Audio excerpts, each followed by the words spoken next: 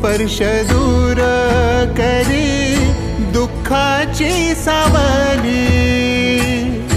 गुरु भेटीसाठी झाली जीवाची काहिली। भक्त तुझा गुरुदेवा पुरता अटला।